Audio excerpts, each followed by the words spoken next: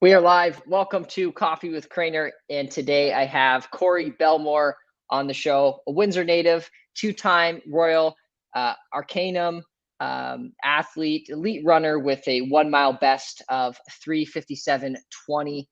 Also received a Bachelor of Arts in Psychology from the University of Windsor. So he's a University of Windsor alumnus. And what I think is extremely cool is the world record holder for the beer mile, record time of 4:28:1. Maybe that's been shortened a little bit since I found the stat online, but he's the first person to run 1 mile and chug 4 beers in under 4 minutes and 30 seconds. So it sounds like Corey likes his beer and also likes his running. And I'm really excited today to talk about really the secrets and stories of being a world record holder and an elite athlete in running. Corey, thanks for joining me on the show today. Yeah, Lyndon, thanks for having me. I've watched the show quite a few times, so it's awesome to be on the show. And did I mess up any of the stats? Have things changed? Anything new with you that I missed? No, but hopefully that world record time in 2 weeks' time, hopefully that goes down a little bit. So you nailed it right now, but yeah, hopefully we can refresh that one in a couple weeks. So in 2 weeks from now, you'll be competing again in the similar race. Yeah, so every year they have the Beer Mile World Classic, bringing together 16 different countries or so of athletes. And last year was in Belgium. They've had it in San Francisco. They've had it in Vancouver. They've had it in Berlin. So this year it's in Chicago on July 1st. So I'll be spending my Canada Day in Chicago, chugging 4 beers, doing 4 laps of the track, and hopefully bettering that world record. Wow, that's awesome. And when the folks are watching this, you would have ran the race. So I hope when those people are watching this episode right now, that Corey slashed that time a little bit more and continues to make the folks in Windsor, Essex proud. Corey, how did you start running as an elite at an elite level? How did this begin for you? Yeah, like organically when I was in grade one, and I remember my dad was taking me he was taking me home from school, and I saw like the Harrier team or the cross country team. They were running around the school, and I wasn't old enough at the time to do it. But I was like, I always had an interest for like racing and running fast and like sprinting against my brother. I have a twin brother, sprinting against him and my dog in the backyard. So after that time, I was always interested, and I'm like, maybe one day I could like join a team like this and possibly like do something with it. But I just had a natural interest for it. And then grade seven, shortly after doing the University of Windsor track and field camp, had some great camp counselors, and then they just showed me like I had Melissa Bishop, I knew Jamie J. Nelson, so some Olympians, Commonwealth medalists, like very elite athletes. They were my camp counselors, and they just showed me how fun it could be, but also like how enjoyable the competition could be, the travel through it, and then just like yeah, you meet a lot of friends and stuff through it as well. So a lot of opportunity through track and field.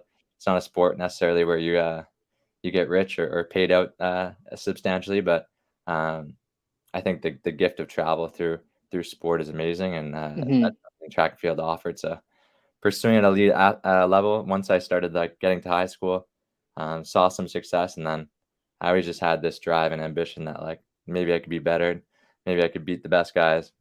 So I just had a long term goal, and yeah, just kept chipping away at it. So yeah, still doing it today and still loving it just as much. And you made a good point. Like, even though it might not be as lucrative compared to other sports, you do it because you love it, right? Absolutely, yeah. So just this feels like a hobby to me, and that's how I treat it.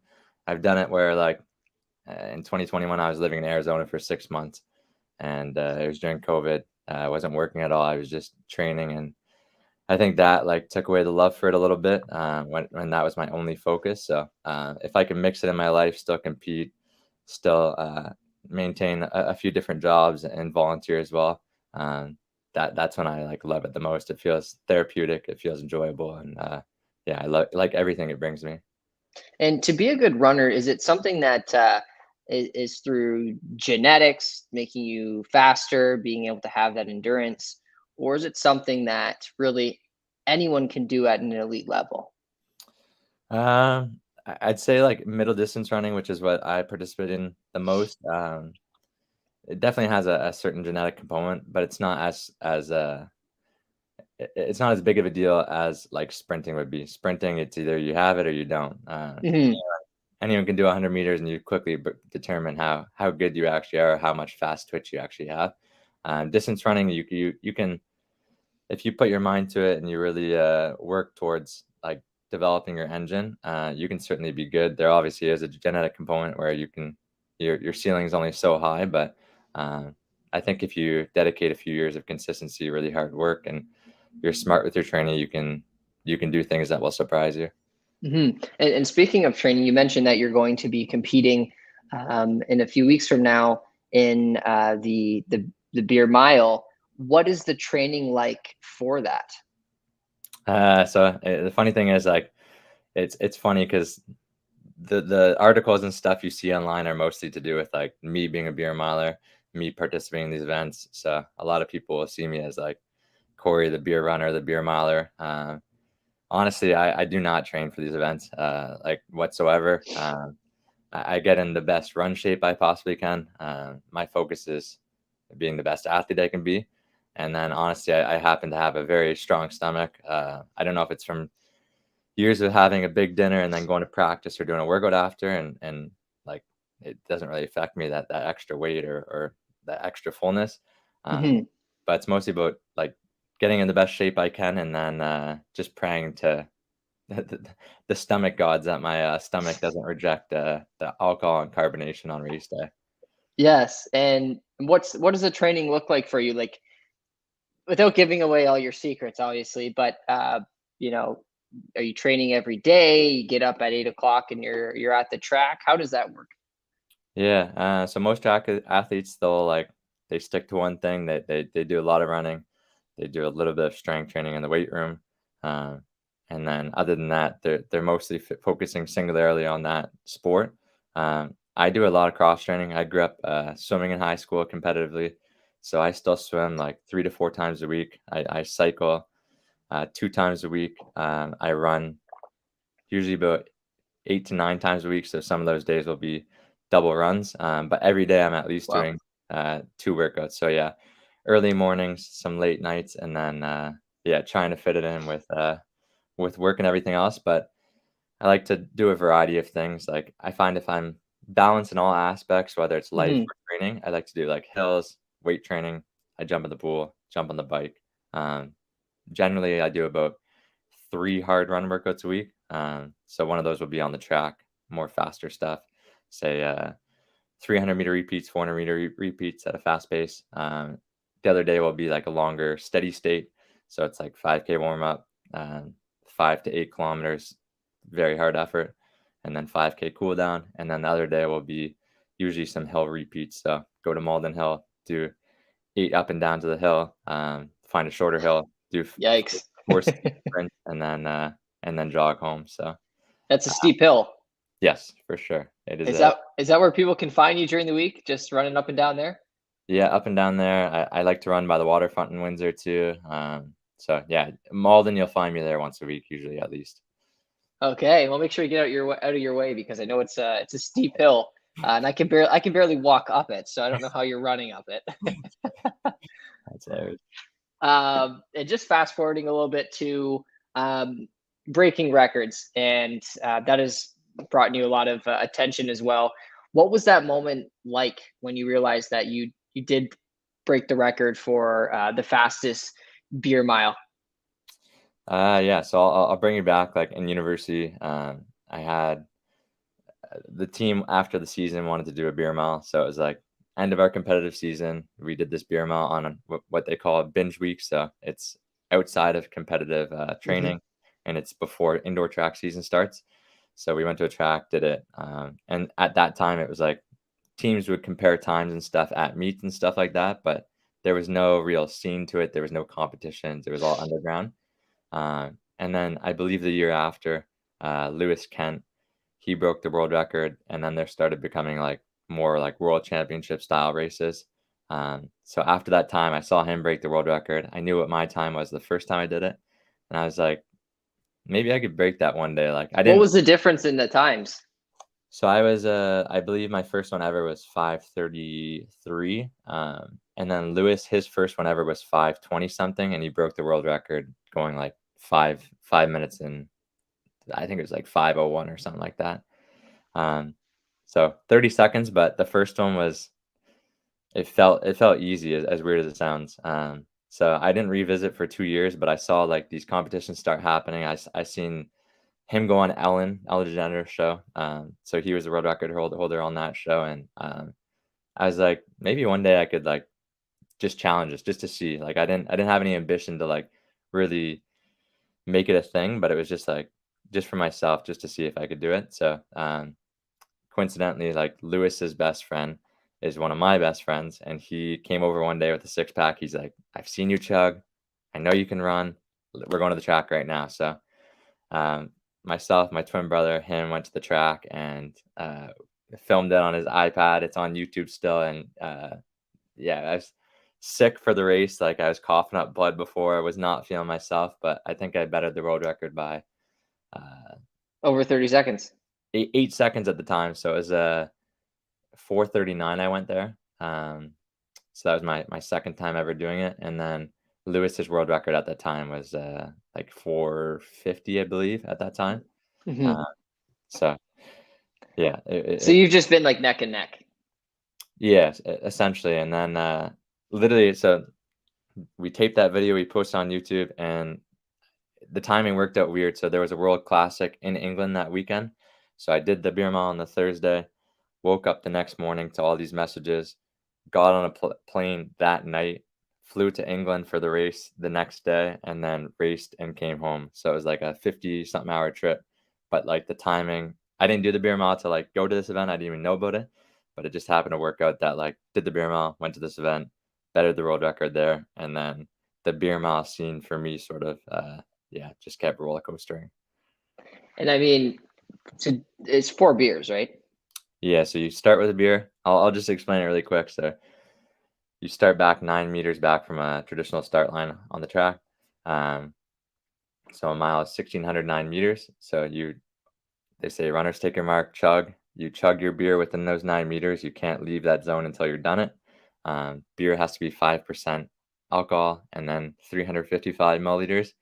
Once you finish your beer, you put it in a basket. There's always volunteers there to make sure your beer is upright so they can check how much you have left at the end. Um, and then you do a lap of the track, grab your beer again, stay in the chug zone, chug, do a lap, grab your beer, chug zone, do a lap, grab your beer, do the last lap. So 4 beers, 4 laps of the track. A lot of beer in your So stomach. yeah, how quickly do you have to chug it each time? Uh, every beer is probably about I'm running about a 4 minute mile during the beer mile. So my chugging time is roughly 28 seconds for 4 beers. Wow, Yeah. that's and I mean, you just running like a 4 minute mile to begin with is is insane, but adding 4 beers on top of it is even crazier. So that's uh, that's awesome. And how I want to talk a little bit more about training because I think this relates a lot into life as well. Training for really anything, even if it's in a business or those that are in university or college.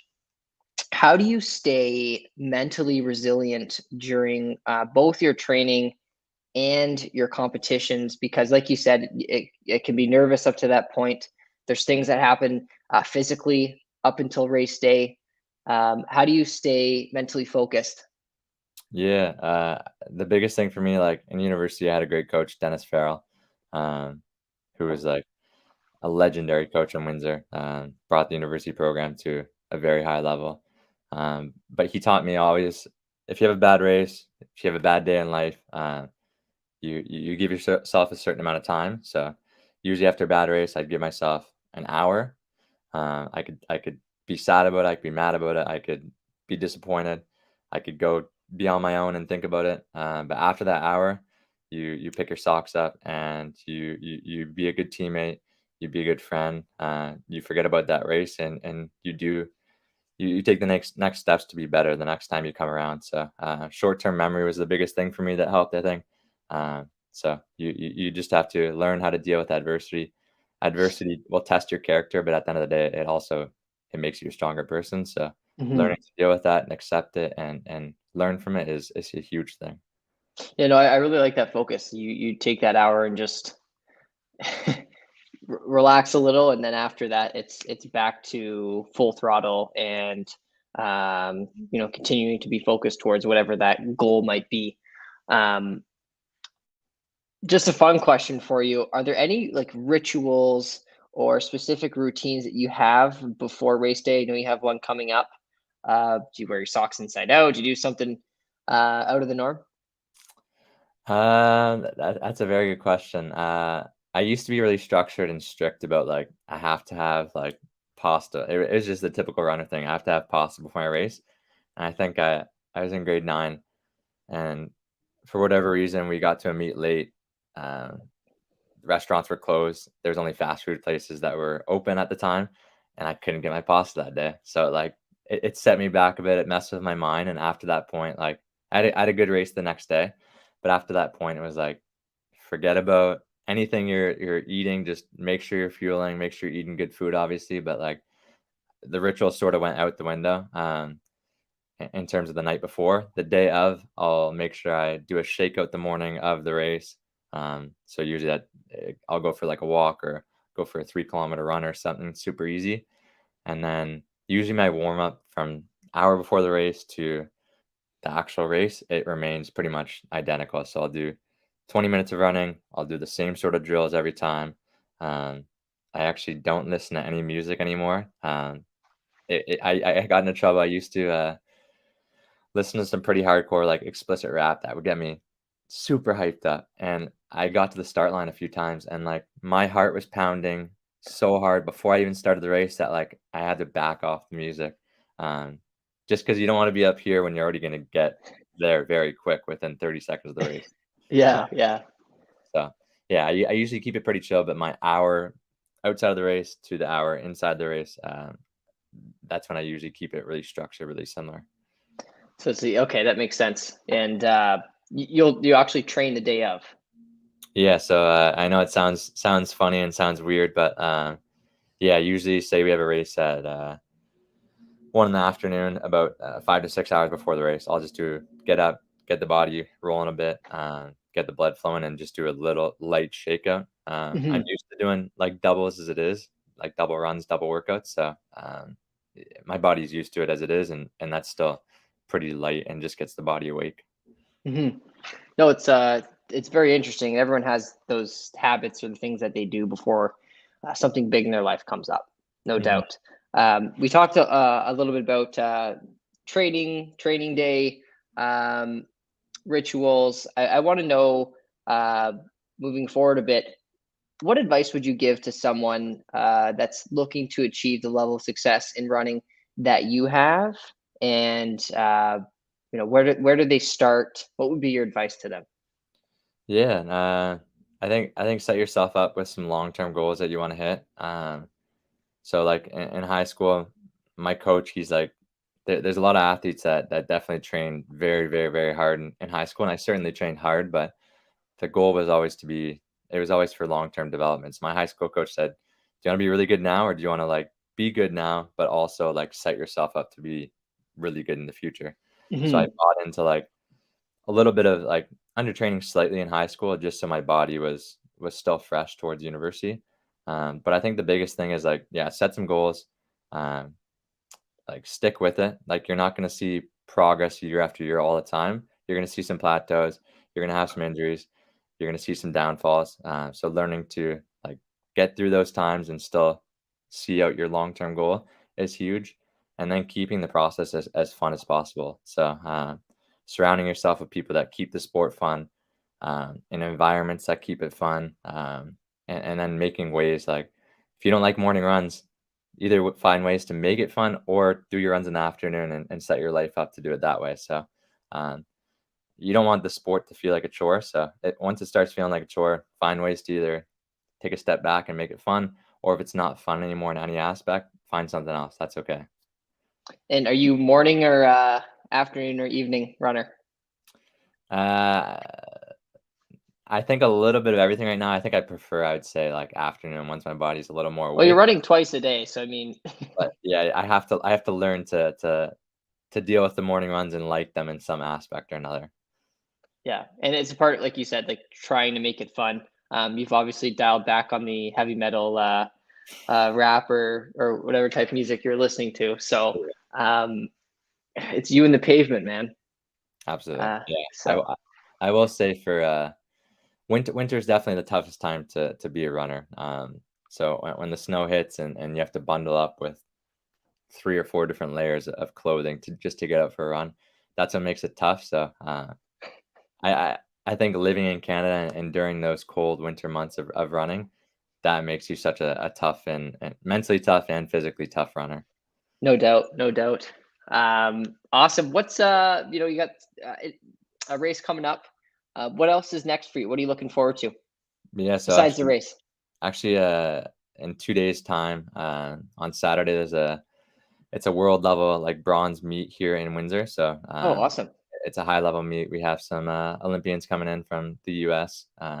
So it should be highly competitive. And yeah, I'll do that race, and then it'll be my tune up, I guess, for the beer mile a week later, and then sort of there's 3 weeks time before Canadian Nationals, which are in Langley, BC. So I'll probably get in a race, maybe 2 races before that time. Um, but yeah, sort of focus on these two and then see what comes after that. Awesome. I'm excited for you and those that are watching. He would have ran the race. We're recording this in June, but airing it live today. So make sure that you go to Corey's page and give him some love. And Corey, it was a pleasure to have you on the show to talk about running, to talk about how you train, what you've learned from running, and how young athletes can be in your position in the future. So I really appreciate your advice and taking time to be here today. Yeah, thanks for having me, Lyndon, and yeah, keep up the great work in the community. Keep doing the great things you're doing for Amherstburg, and yeah, really like talking to you, and I'm sure we'll be in touch soon again. Absolutely. Thanks, everyone. Catch the full episode on Coffee with Crainer.